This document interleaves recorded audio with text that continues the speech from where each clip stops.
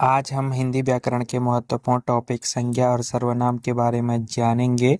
संज्ञा क्या है, सर्वनाम क्या है, आपको हम इस वीडियो में बताएंगे और इनसे रिलेटेड कुछ महत्वपूर्ण अभ्यास प्रश्न भी हम करेंगे ताकि आपको और बेटर तरीके से समझ में आए। जय हिंद दोस्तों, स्वागत है आपका हमारे यूट्यूब चैनल धामी क्लासेस पर। तो दोस्तों, हिंदी व्याकरण का एक महत्वपूर्ण टॉपिक है संज्ञा और सर्वनाम। तो इसके बारे में आज का एक वीडियो है। आप वीडियो को कंप्लीट देखिए और आपने ये वीडियो देख लिया तो आपको संज्ञा और सर्वनाम के बारे में कंप्लीट पता चल जाएगा और इससे रिलेटेड जो भी प्रश्न आपके एग्जाम में आएंगे तो वो सब आप बहुत इजीली कर लेंगे। तो चलिए आज का ये शानदार वीडियो स्टार्ट करते हैं। तो देखिए, संज्ञा किसे कहते हैं? जो शब्द किसी व्यक्ति, वस्तु, स्थान, भाव या गुण का नाम बताए उन्हें संज्ञा कहते हैं। उदाहरण के लिए राम, दिल्ली, पुस्तक, ईमानदारी। तो जो शब्द किसी व्यक्ति, वस्तु, स्थान, भाव या गुण का नाम बताए उन्हें संज्ञा कहते हैं। तो चलिए जानते हैं सर्वनाम किसे कहते हैं। सर्वनाम जो शब्द संज्ञा के स्थान पर प्रयुक्त होते हैं उन्हें सर्वनाम कहते हैं। तो संज्ञा क्या है?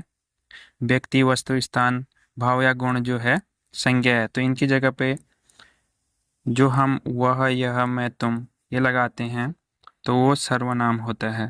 चलिए, आपको अभी उतना समझ नहीं आ रहा होगा, जब हम इनसे रिलेटेड अभ्यास प्रश्न करेंगे तो आप और भी बेहतर तरीके से समझेंगे। तो चलिए इनसे रिलेटेड कुछ अभ्यास प्रश्न करते हैं। तो पहला है, संज्ञा का सही उदाहरण चुनिए। इनमें से कौन सा शब्द संज्ञा है? दौड़, तेज, नदी, लेकिन। तो इनमें से कौन सा शब्द संज्ञा है?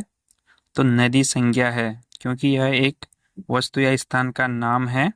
जैसे उदाहरण के लिए गंगा एक प्रसिद्ध नदी है, तो नदी जो है संज्ञा है।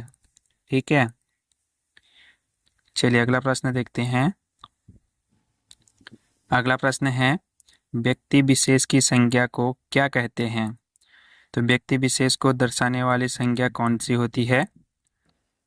जातिवाचक, व्यक्तिवाचक, भाववाचक, समूहवाचक। तो व्यक्ति विशेष को दर्शाने वाली संज्ञा कौन सी होती है? तो व्यक्तिवाचक संज्ञा होती है, जो किसी विशेष व्यक्ति, स्थान या वस्तु का नाम बताती है। उदाहरण के लिए मोहन, दिल्ली, ताजमहल। चलिए अगला प्रश्न देखते हैं। आई होप आपको अच्छी तरह से समझ आ रहा होगा। तो अगला प्रश्न है, निम्नलिखित में से जातिवाचक संख्या कौन सी है? जातिवाचक संज्ञा कौन सी है ये आपको बताना है। मोहन, पुस्तक, शिक्षक, गंगा। तो इनमें से जातिवाचक संज्ञा कौन सी है? तो इनमें से शिक्षक जो है जातिवाचक संज्ञा है, क्योंकि यह एक वर्ग का बोध कराती है। उदाहरण के लिए मेरे स्कूल के शिक्षक बहुत विद्वान हैं, तो एक जातिवाचक संज्ञा है। ठीक है, चलिए देखते हैं अगला प्रश्न। अगला प्रश्न है, भाववाचक संज्ञा का सही उदाहरण क्या है? ईमानदारी, किताब, खेल, शिक्षक। तो भाववाचक संज्ञा का सही उदाहरण क्या है? तो भाव क्या है इसमें? ईमानदारी। तो ईमानदारी यह एक भाववाचक संज्ञा है, क्योंकि यह एक भाव का बोध कराती है। ठीक है, उदाहरण के लिए ईमानदारी सबसे बड़ा गुण है। चलिए देखते हैं अगला प्रश्न। अगला प्रश्न है, सर्वनाम का उपयोग किसके स्थान पर होता है? तो सर्वनाम का उपयोग किसके स्थान पर होता है? आपको बताया था, विशेषण, क्रिया, संज्ञा, अव्यय। तो चलिए बताइए सर्वनाम का उपयोग किसके स्थान पर होता है? तो इसका सही उत्तर है संज्ञा। तो संज्ञा के स्थान पर सर्वनाम का उपयोग होता है, यह आपको बताया था। जैसे संज्ञा वाक्य क्या है? राम स्कूल गया। तो इसका सर्वनाम क्या हो जाएगा? सर्वनाम वाक्य हो जाएगा वह स्कूल गया, क्योंकि इसमें संज्ञा राम है, तो राम की जगह हम वह लगाएंगे तो वो सर्वनाम वाक्य हो जाएगा। ठीक है, चलिए अगला प्रश्न देखते हैं।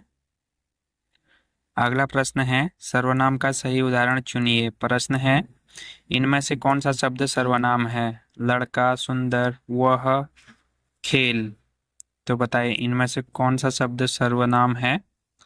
तो सर्वनाम शब्द इनमें से वह है, क्योंकि यह संज्ञा के स्थान पर प्रयोग होता है। ठीक है, जैसे वह आज बाजार गया, तो इसमें वह जो है सर्वनाम हो जाएगा। ठीक है, चलिए देखते हैं अगला प्रश्न।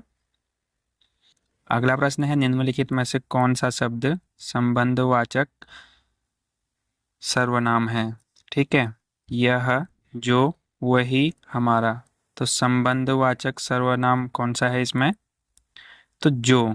तो जो, क्योंकि यह वाक्य जो है दो भागों को जोड़ता है। ठीक है, इसलिए जो है संबंधवाचक सर्वनाम जो हो जाएगा। जैसे उदाहरण के लिए, यह वही लड़का है जो कल गायब था। ठीक है, तो जो है दो शब्द को जोड़ रहा है। चलिए देखते हैं अगला प्रश्न। अगला प्रश्न है, निम्नलिखित में से सामूहिक संज्ञा कौन सी है? सामूहिक संज्ञा, गाय, झुंड, राम, किताब। तो आपको सीधे समझ आ रहा होगा इसमें सामूहिक संज्ञा कौन सी है। तो झुंड हो जाएगा, क्योंकि एक सामूहिक संज्ञा है, क्योंकि यह समूह का बोध कराती है। उदाहरण देखें तो जैसे पक्षियों का झुंड आसमान में उड़ रहा है। ठीक है, चलिए देखते हैं अगला प्रश्न।